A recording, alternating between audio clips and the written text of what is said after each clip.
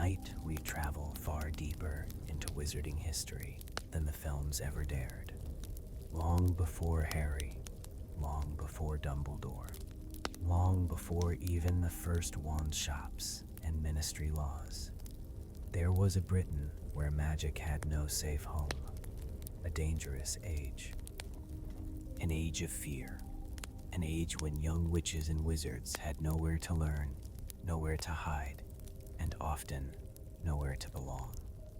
And from that chaos rose four extraordinary individuals, four magical minds, four founders, four friends whose dream would change the wizarding world forever. Tonight we tell the untold tale of the founders of Hogwarts. So before we begin, take a moment to like the video and subscribe if you enjoy relaxing journeys through fantasy worlds. And let me know in the comments where you're listening from tonight. Now, dim the lights, get comfortable, listen to the crackle of a fire somewhere deep inside an ancient stone castle, and let us travel back nearly 1,000 years to a Britain very different from the one Harry Potter would know.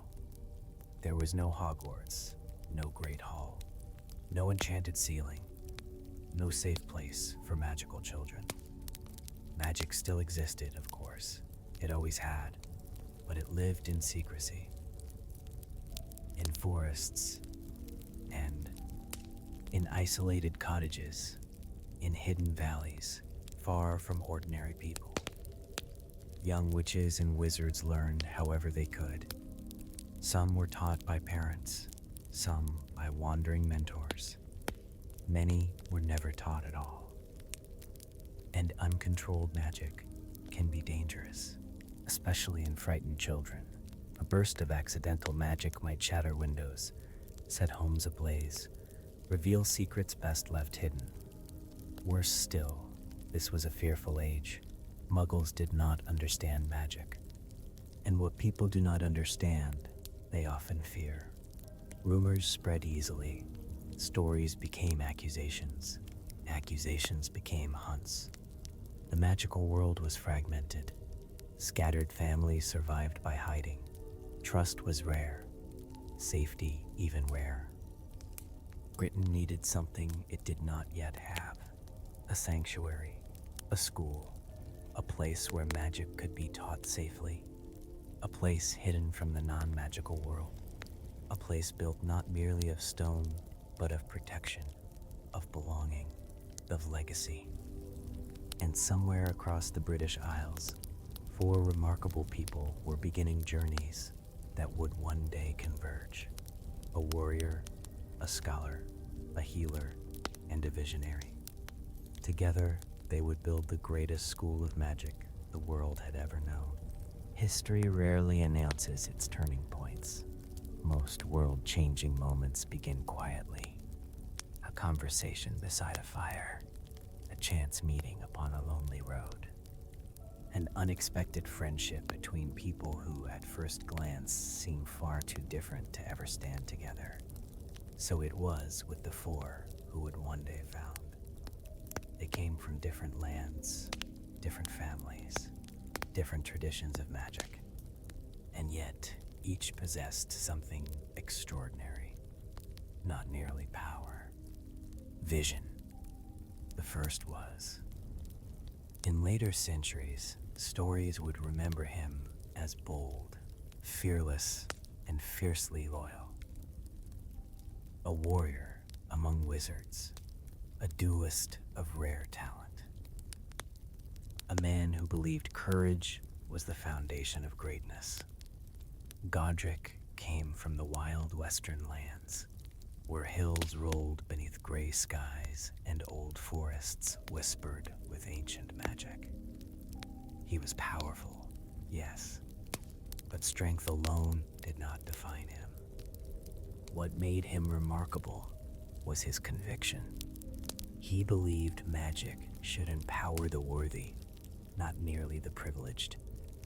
He admired bravery above birth, choice above inheritance. Even in youth, This set him apart. Many magical families of that age prized bloodline above all else. Godric did not. He cared more for character than ancestry. That belief would shape everything. The second founder was, and of all four, she may have been the most underestimated.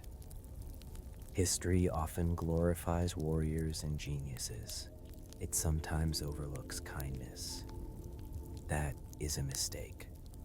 Helga possessed a rare strength, the ability to make others feel safe, welcomed, seen. She came from fertile valleys rich with farms and small magical communities.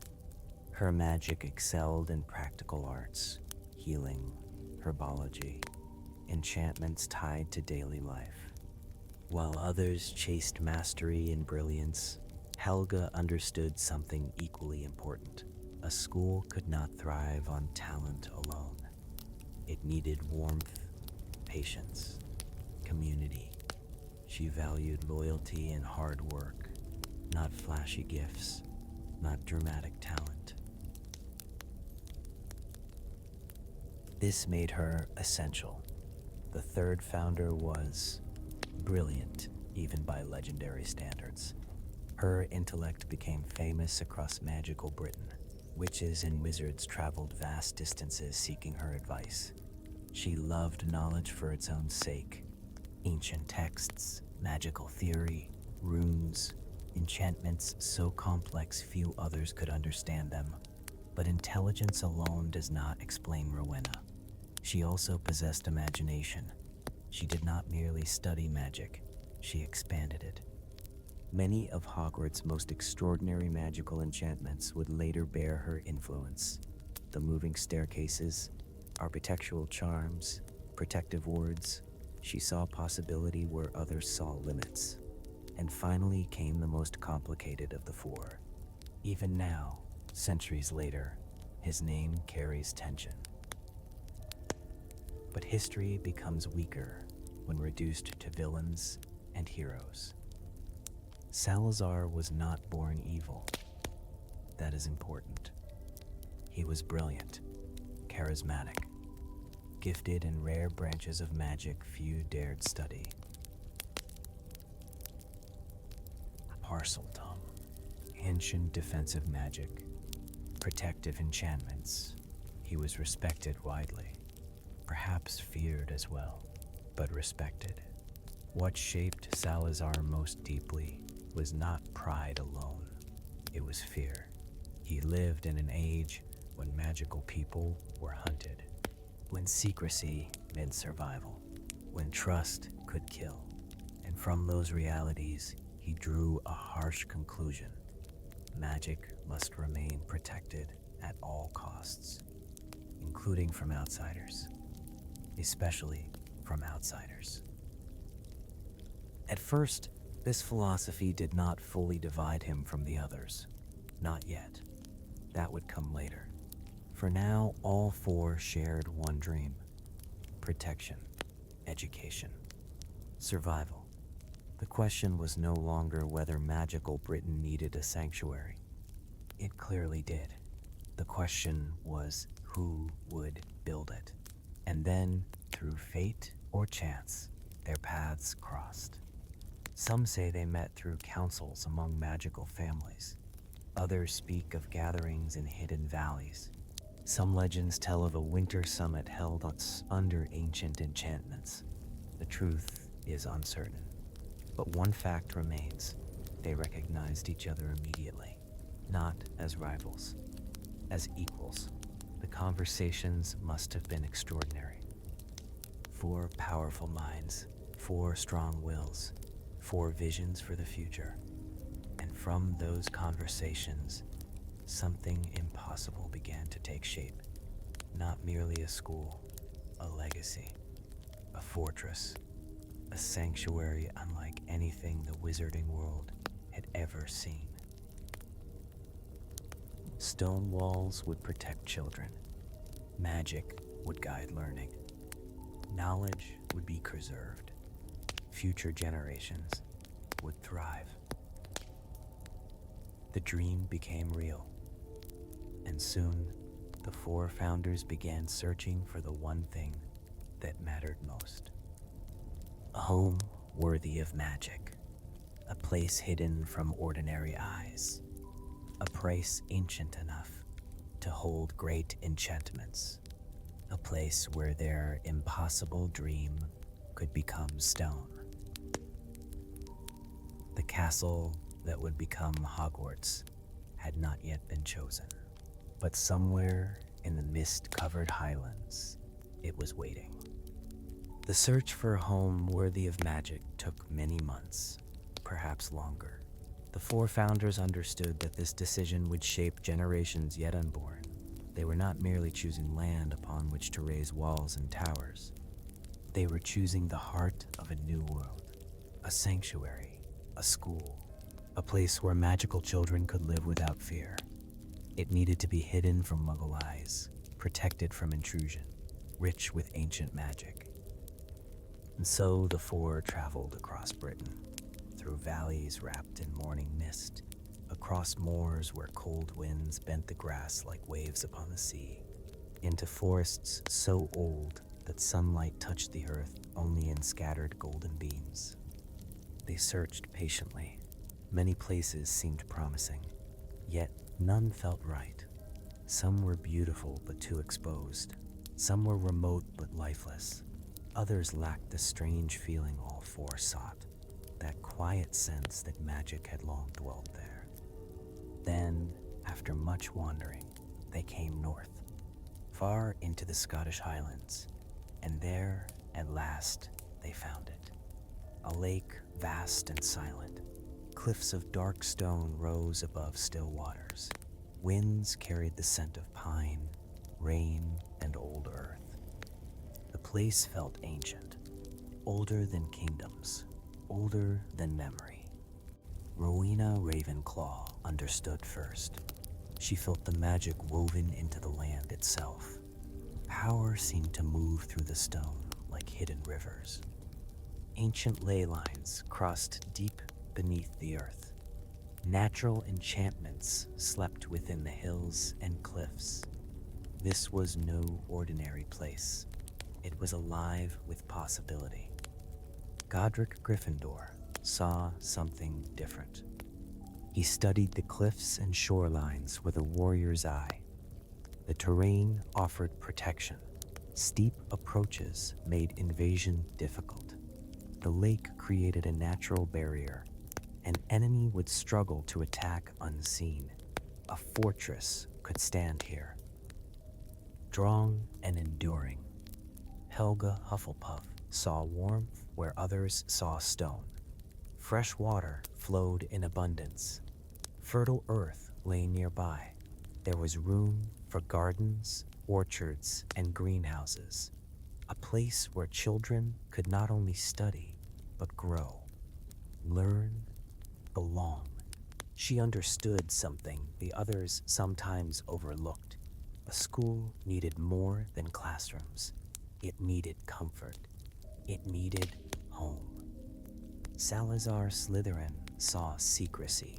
He noticed the caverns beneath the cliffs, the deep stone below the surface, hidden chambers that could be shaped and concealed, places where dangerous knowledge might be protected from careless hands.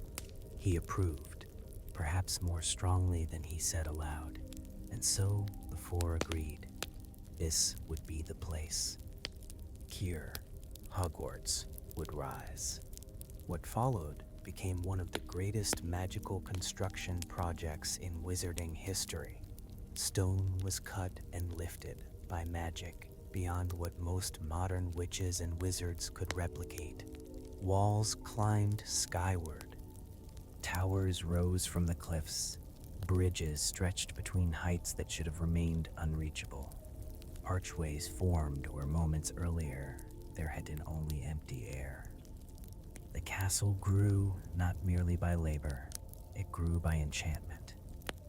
Each founder shaped part of its soul.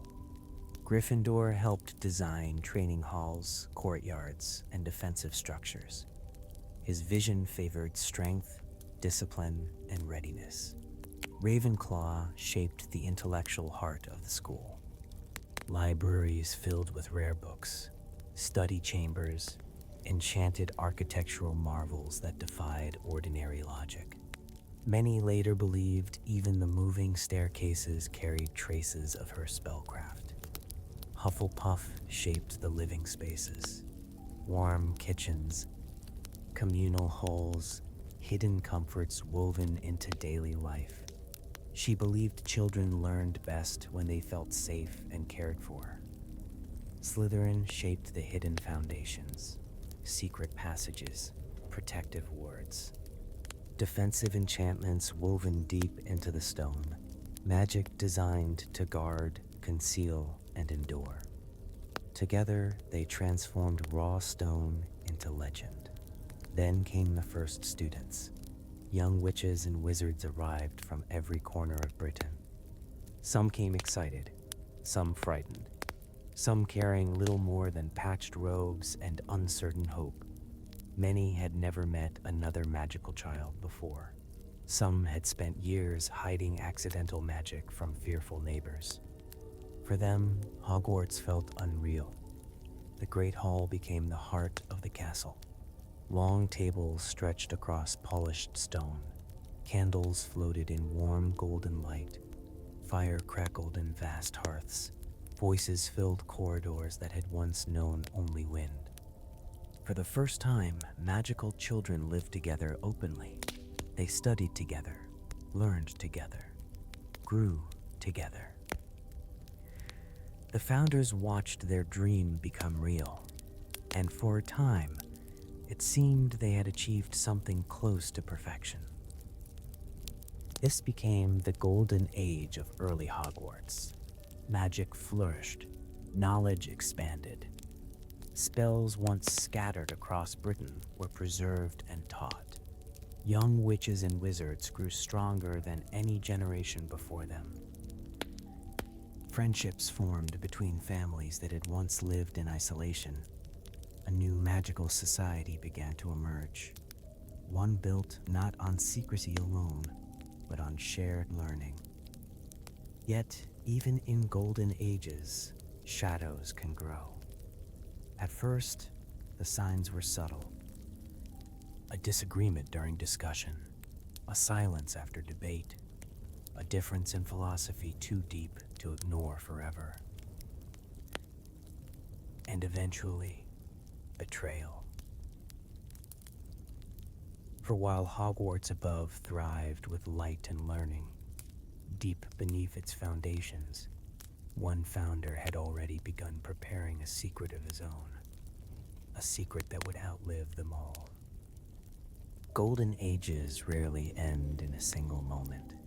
They fade slowly, quietly, through conversations that become arguments, through differences that stop feeling small, through wounds that remain unspoken until silence itself becomes heavy. So it was at Hogwarts. For many years, the four founders worked in harmony. Students flourished. The castle grew in power and reputation. Magical families across Britain began sending their children to Hogwarts with pride rather than fear. The dream had become real. But beneath that success, an old disagreement continued to grow.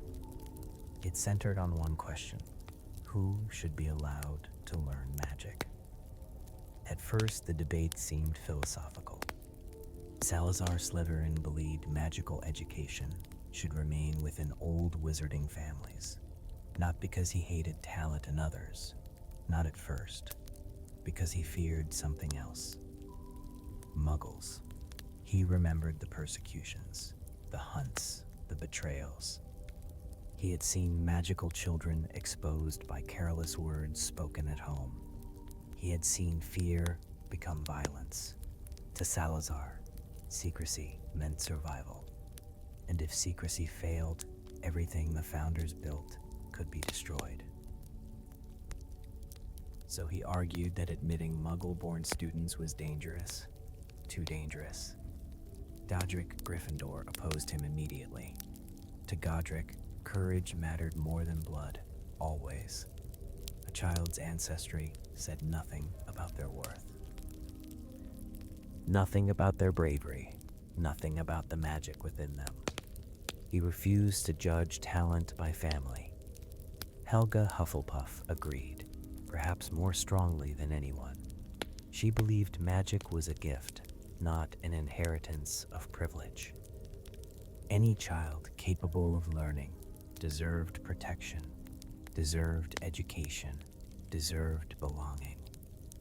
Rowena Ravenclaw viewed the question through yet another lens. Talent, she believed, should never be wasted. Brilliance could appear anywhere. In noble houses, in poor cottages, and children born to witches, wizards, or muggles. Knowledge should not be restricted by prejudice. For a time, debate remained civil. 4 brilliant minds, 4 strong opinions, each believing they acted for the good of Hogwarts. But disagreement slowly became division. Division became resentment. Resentment became fracture. Salazar began feeling isolated. The others saw his caution as paranoia. He saw their openness as dangerous naivete. Neither side fully understood the other anymore. That may have been the greatest tragedy. They stopped listening. Friendship gave way to ideology. The castle felt different. Students noticed tension. Lessons continued. Meals were shared. But something had changed. The warmth of the founders' unity had begun to fade. Then came the breaking point. No one knows the exact argument. History preserves only fragments. Raised voices, anger, words that could not be taken back. But everyone agrees on one truth. The final confrontation was between Salazar and Godric. In many ways, that was inevitable. They represented opposing ideals: fear and courage, protection and trust, caution and faith. Neither would yield. And at last, Salazar Slytherin made his decision. He would leave Hogwarts. But before he departed, he did something few knew. Something only legend would preserve. Deep beneath the castle, within the hidden chambers he had helped design, Salazar created a secret. A chamber no one else knew existed. A chamber hidden so completely that even the other founders remained unaware. The Chamber of Secrets. There he placed a creature. A basilisk. Ancient. Deadly. A monster born to kill. He left it behind with a purpose. A terrible purpose. One day, he believed, his true heir would return. That heir would open the chamber and purge Hogwarts of those Salazar believed should never have entered its halls. It was the darkest act of any founder. Not merely because of the monster, because of what it represented. Salazar no longer trusted the school he helped build. He no longer trusted his closest friends. He trusted only blood, only legacy, only fear. Then he left. No farewell celebration, no peaceful parting, only absence. One day he was there, the next gone. The remaining founders felt the loss deeply. Whatever history would later say, Salazar had once been their friend. They had built something extraordinary together, and now one of them was gone. The dream had survived, but it had changed. Godric, Helga, and Rowena remained. They continued teaching, continued protecting Hogwarts, continued shaping generations of students. Yet the wound remained, and so did the legacy. Over time, the founders passed into history. Their classrooms became houses. Their ideals became traditions. Their names became symbols. Gryffindor became courage. Ravenclaw became wisdom. Hufflepuff became loyalty. Slytherin became ambition. But the truth was always more complicated.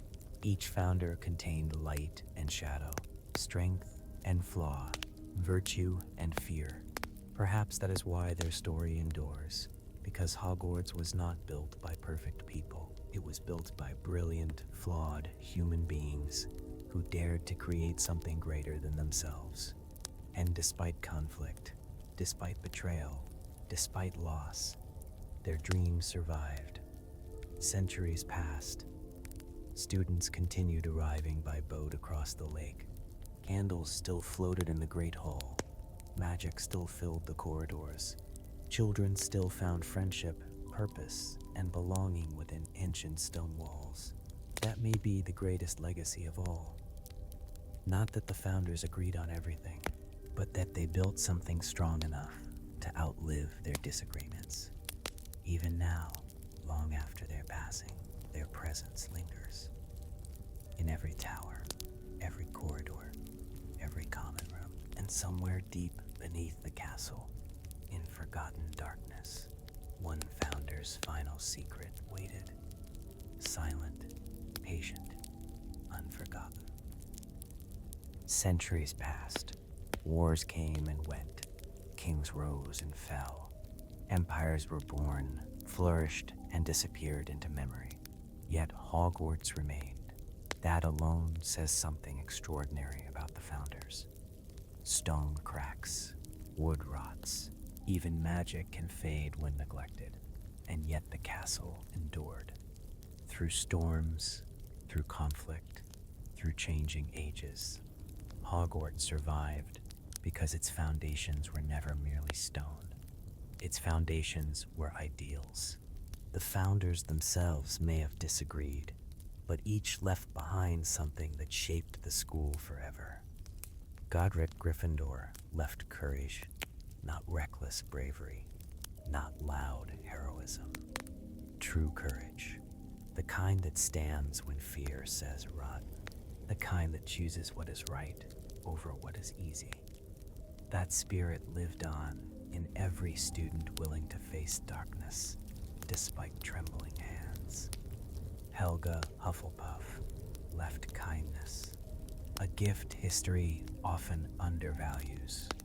Yet kindness is not weakness.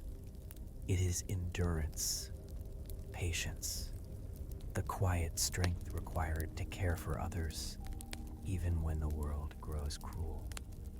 Her legacy lived in every student who welcomed the lonely, in every act of loyalty, in every friendship that outlasted hardship. Rowena Ravenclaw left wisdom, not mere intelligence, not memorized facts. Wisdom, the ability to seek truth, to question, to imagine, to understand that knowledge without curiosity becomes empty. Her spirit remained in every student who looked at the world and asked not only what is, but what could be. In Salazar Slytherin, he left ambition. This, perhaps, is the most misunderstood legacy of all. Ambition itself is not evil. The desire to achieve, to rise, to become greater than one's beginnings. These are not dark things. Only when ambition loses compassion does it become dangerous. That was Salazar's tragedy. His greatest strength became his greatest flaw.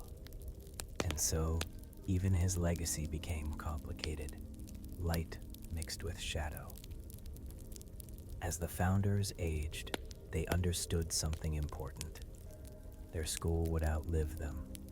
Future generations would know their names, but names alone fade. Symbols endure.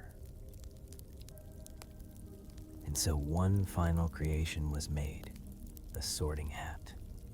Godric's old hat became enchanted with the minds and memories of all four founders. A remarkable piece of magic, not merely sorting students by traits, but preserving the founders themselves in a way they never truly left. Fragments of their wisdom remained stitched into worn fabric and old enchantment. Year after year, the hat would continue their work, choosing, guiding, remembering. The founders also left relics, objects that became legend. Godric's sword, forged in silver, a weapon worthy of a warrior. Helga's cup, beautiful and finely crafted, a symbol of generosity and abundance. Rowena's diadem, inscribed with words that reflected her deepest belief: wit beyond measure is man's greatest treasure.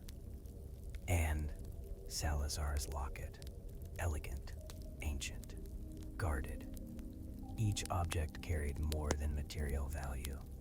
They carried memory, legacy, identity. Generations later, these relics would once again shape history in ways the founders could never have imagined. That is often the nature of legacy. Its consequences echo farther than intention. Perhaps that is why the story of the founders still resonates. Not because they were perfect. They were not. They argued. They failed one another. They allowed fear and pride to wound friendship. And yet, they built something beautiful. Something larger than themselves. That may be the most human truth in their story. Great things are rarely built by perfect people. They are built by flawed people with extraordinary vision. People who disagree, people who struggle, people who fail, and still choose to create. In the centuries that followed, countless students crossed the Black Lake. Some arrived nervous, some excited, some lonely, some unaware that their lives were about to change forever. They entered the Great Hall, looked up at floating candles, heard ancient stone whisper with old magic, and found a home. That was the founders' true triumph, not merely building a castle, creating belonging. Long after their voices faded, Hogwarts continued doing what they dreamed it would do: protect, teach, transform. And even now, if one listens carefully in the quiet hours of night, when the corridors stand empty and moonlight touches old stone, it almost feels as though the founders never truly left. As though somewhere within the castle, their presence remains, in the courage of a student facing fear, in the kindness of a shared meal, in the spark of curiosity during study, in the fire of ambition striving upward. 4 founders, 4 legacies, 1 castle, and a dream powerful enough to survive 1,000 years. The end.